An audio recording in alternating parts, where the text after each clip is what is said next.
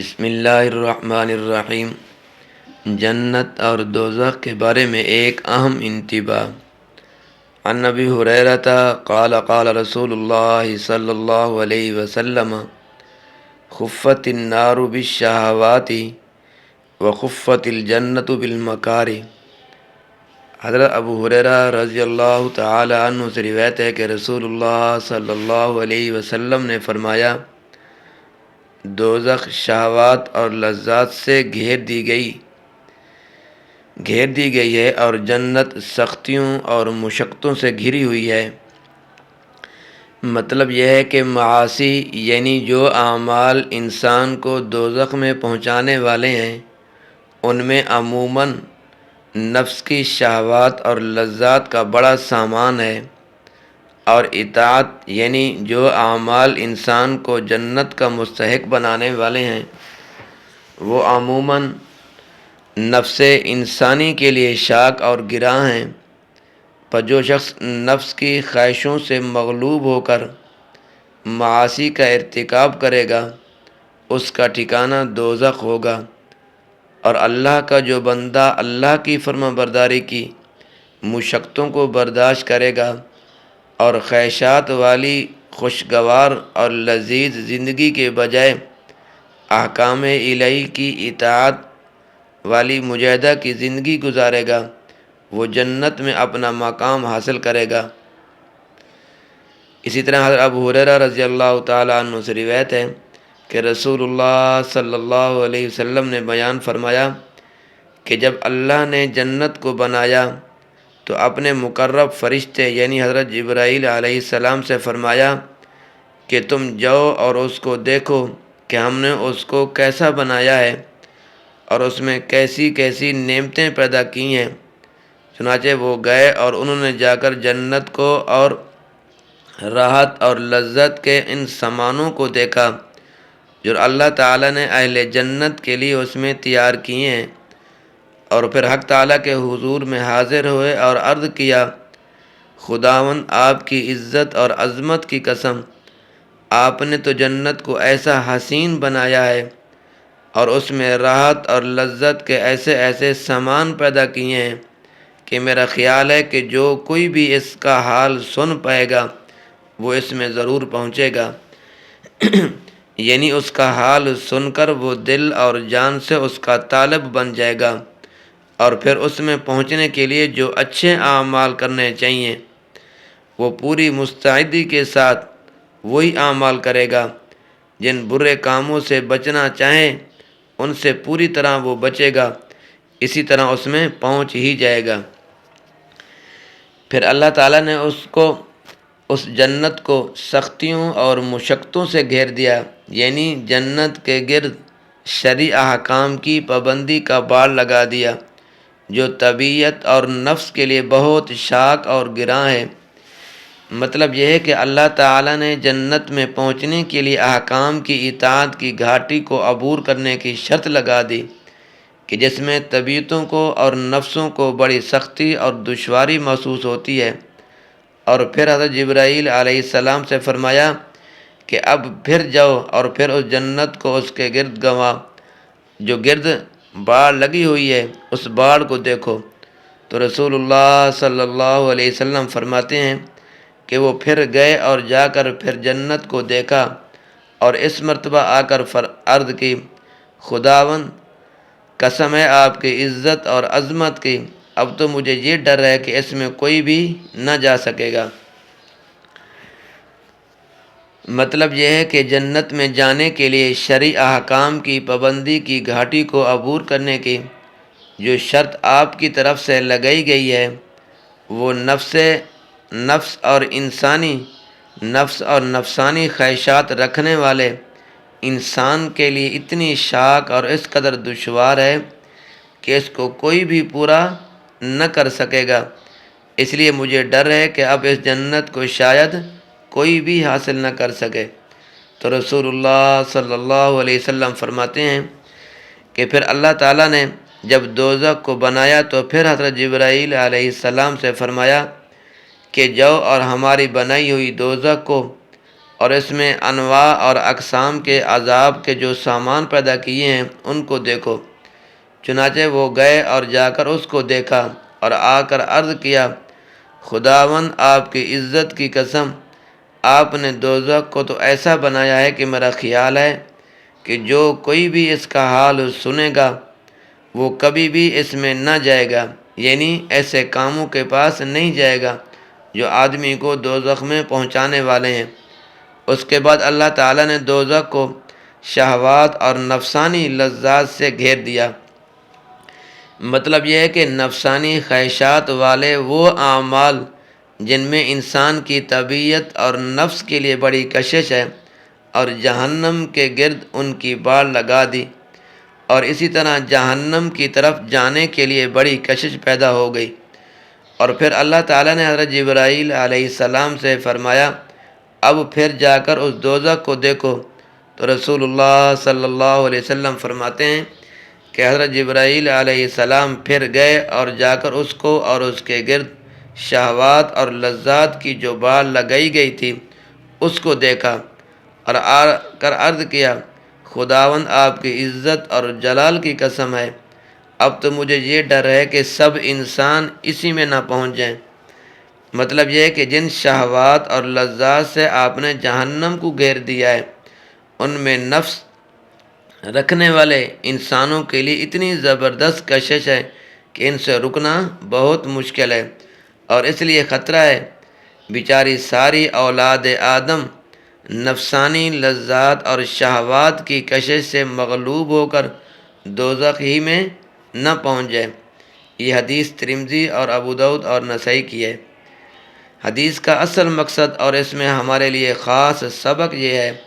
کہ نفسانی خواہشات جو بظاہر بڑی اور لذیذ اور بڑی مرغوب ہوتی ہیں، ہم جان لیں کہ ان کا انجام دوزخ کا دردناک عذاب ہے، جس کا ایک لمحہ زندگی بھر کے عائشوں کو بھلا دے گا، اور احکام الہی کی پابندی والی زندگی جس میں ہمارے نفسوں کو گرانی اور سختی محسوس ہوتی ہے، اس کا انجام اور منتہائے جنت ہے، جس میں ہمیشہ ہمیشہ کے لیے عائش اور راحت کے وہ سامان ہیں جن کی دنیا کے کسی انسان کو ہوا بھی نہیں لگی۔ اسی طرح عن ابی ہریرہ قال قال رسول اللہ صلی اللہ علیہ وسلم ما رأیت مثل النار نام حاربها ولا مثل الجنت نام طالبها۔ حضرت ابو ہریرہ رضی اللہ تعالیٰ عنہ سے روایت ہے کہ رسول اللہ صلی اللہ علیہ وسلم نے ارشاد فرمایا، میں نے نہیں دیکھی دوزخ کی طرح کی کوئی خوفناک بلا کہ سوتا ہو اس سے بھاگنے والا، اور نہیں دیکھی میں نے جنت کی طرح کی کوئی مرغوب اور محبوب چیز کہ سوتا ہو اس کا چاہنے والا۔ کیونکہ انسان کی فطرت ہے کہ جب وہ کسی بلا سے مثلا اپنی طرف آنے والے کسی خوفناک درندے سے یا اپنا تعاقب کرنے والے کسی سخت ظالم اور طاقتور دشمن سے جان بچانے کے لیے بھاگتا ہے تو بس وہ آدمی بھاگا ہی چلا جاتا ہے، تو اور جب تک اطمینان نہ ہو جائے تو اس کو نیند نہیں آتی، وہ سوتا نہیں ہے اور نہ آرام وہ کرتا ہے۔ تو اسی طرح جب کسی انتہائی محبوب اور مرغوب چیز کے حاصل کرنے کے لیے تنگ و دو کرتا ہے تو اثناء راہ میں نہ تو وہ سوتا ہے نہ چین سے بیٹھتا ہے، لیکن وہ دوزخ اور جنت کے بارے میں انسانوں کا عجب حال ہے کہ دوزخ سے بڑھ کر کوئی خوفناک بلا نہیں، مگر جن کو اس سے بچنے کے لیے بھاگنا چاہیے وہ غفلت کی نیندیں سوتے ہیں، اور جنت جس کے حاصل کرنے کے لیے دل و جان سے جد و جہد کرنا چاہیے اس کے چاہنے والے بھی کیا ہیں؟ محو خواب ہیں، سوئے ہوئے ہیں، آرام کر رہے ہیں۔ تو انسان کا حق بنتا ہے، جس اللہ نے انسان کو زندگی بخشی ہے، جس اللہ نے انسان کو تندرستی دی ہے، جس اللہ نے اس انسان کو سب کچھ دیا ہے، تو حضرت انسان کا حق بنتا ہے، فرض بنتا ہے کہ اللہ کے ہر حکم پر اپنا سر جو ہے وہ جھکا دے، اللہ کی فرما برداری کی زندگی گزارے۔ جو انسان اللہ کی فرما برداری کے مطابق زندگی بسر کرتا ہے، دنیا کی زندگی تو عارضی ہے، یہ بھی کامیابی سے ہمکنار ہوگی، اور جو آخرت کی زندگی ہے ہمیشہ کی زندگی ہے اور نہ ختم ہونے والی زندگی ہے، وہ ہمیشہ کے لیے اس کو عائش ہی اور راحت ہی راحت میسر ہوگی۔ لیکن ہم عارضی زندگی کے لیے ہم اپنے رب کریم کو ناراض کر دیتے ہیں۔ رب کریم کے حکم کو بجا لانے کی بجائے ہم ان حکموں کو توڑ دیتے ہیں،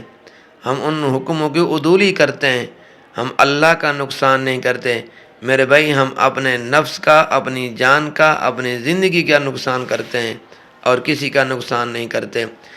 ہمارا حق یہ ہے کہ جب اللہ کا حکم آ جائے ہم سب چیزوں کو ترک کر دیں، اور ترک کرنے کے بعد اللہ کے حکم کو بجا لیں۔ اور ہم اس کے برعکس کرتے ہیں، ہمارا جس طرح نفس چاہتا ہے اور جس طرح ہمارا دل و دماغ کسی چیز کو تسلیم کرتا ہے ہم وہی کرتے ہیں۔ ہم نے کبھی یہ نہیں سوچا کہ میرا نفس یہ چاہتا ہے، میرا دل یہ چاہتا ہے، میرا دماغ اس چیز کو تسلیم کر رہا ہے، کیا ان چیزوں کو اپنانے سے، ان چیزوں کو کرنے سے کیا میرا رب بھی مجھ سے راضی ہوگا یا ناراض ہوگا؟ جو رب مجھے رزق دے رہا ہے، جس رب نے مجھے زندگی بخشی ہے، جس رب نے مجھے تندرستی عطا کی ہے، کیا وہ بھی راضی ہوگا یا نہیں ہوگا؟ ہم نے کبھی یہ چیز نہیں سوچی۔ میرے دوستوں، میرے بزرگوں، میرے برادران، اللہ کے ہر حکم پر ہم قربان ہو جائیں